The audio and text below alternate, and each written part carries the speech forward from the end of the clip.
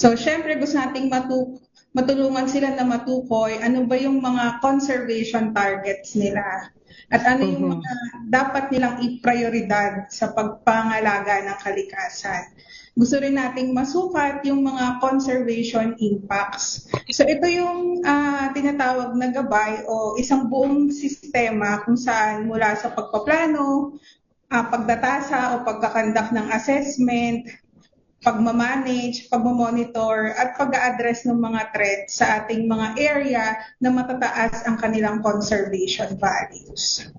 Oo. Bakit mahalaga ito, Doc Mean at Wine, na pagka nagkaroon, for example, ng disaster at even bago magkaroon ng disaster, ay kailangan tinitingnan din natin nasaan na ang kalikasan?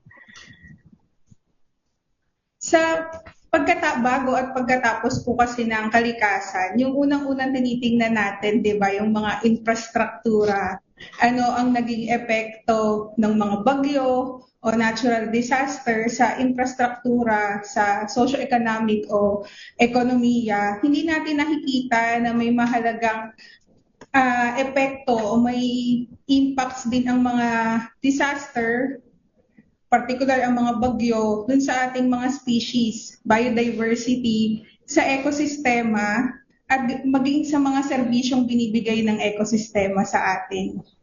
Yeah. Mm. At dito, Dagdagan ko po, sige, go yun. Wine, Sige. please. Oo. Dagdagan ko lang po na yung ating sukat po ng kalikasan ay nanggaling siya sa dalawang international frameworks or pinagsama ng Mm. international frameworks. Una, ito po yung high conservation value areas. Pangalawa ay yung natural capital accounting ng UNCEA or the United Nations Systems for Environmental and Economic Accounting. So, yung dalawang international frameworks na yun ay tinitingnan yung biodiversity, yung ika nga sabi ni Mian kanina, tinitingnan lahat ng biodiversity, yung ating hayop at laman, mga ecosystems o ecosystema, pati na rin yung mga benepisyo na nakukuha natin sa ating ecosystems, pati na rin yung mga komunidad na kung saan importante yung or mahalaga sa kanila yung kalikasan. So, ayun nga po, dagdagan ko lang din po yung sinabi ni Mean na sa nabanggit niyang importante din na tinitingnan yung pagbabago mula bago or pagkatapos ng bagyo para magkaroon tayo ng karapatang pagpaplano or pagbibigay ng konkretong plano para ma-restore yung ating mga ecosystems at yung mga importanteng tahanan ng ating mga hayop at alaman. Noong matapos ang Odette, no, nakita talaga namin na nag-flatten ang malaking bahagi ng Siargao nung pumunta kami rito para tumulong sa mga komunidad. Maaaring kayo ang nakakakita at hindi namin nakikita.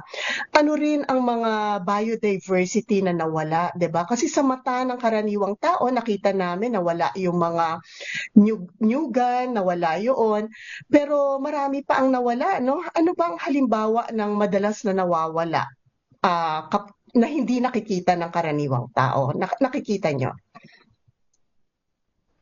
Unang-una po yung mga mangroves natin, di ba? Ang Siargao ay marami sa kanila ay coastal communities.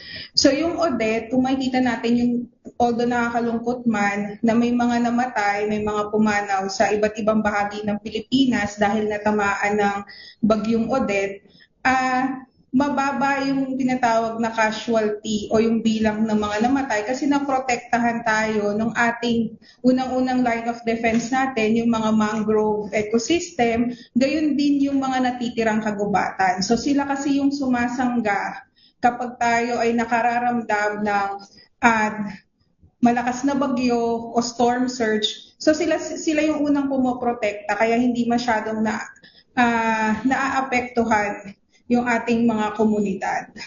So hindi man nakikita ng iba, malaki yung epekto at malaki yung serbisyong nakukuha natin sa ekosistema. Pinoprotektahan nila tayo sa mga malalakas na bagyo.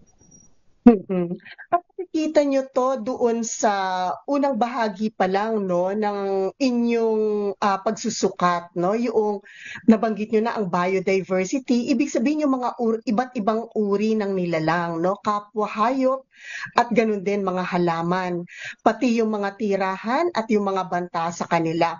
Maaari nyo bang idetalye, kasi ito yung unang bahagi na inyong libro, no? Paano o ano yung sinusukat ninyo exactly?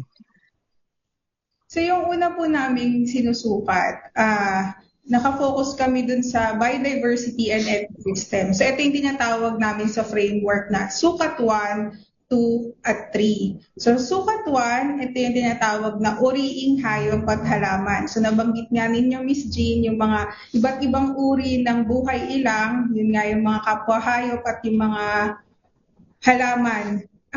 Nakahati ito sa kategorya, yung madalas na tinitingnan natin ay yung mga endemikong halaman at hayop. So yung endemikong halaman at hayop, ito yung mga sa Pilipinas lang makikita.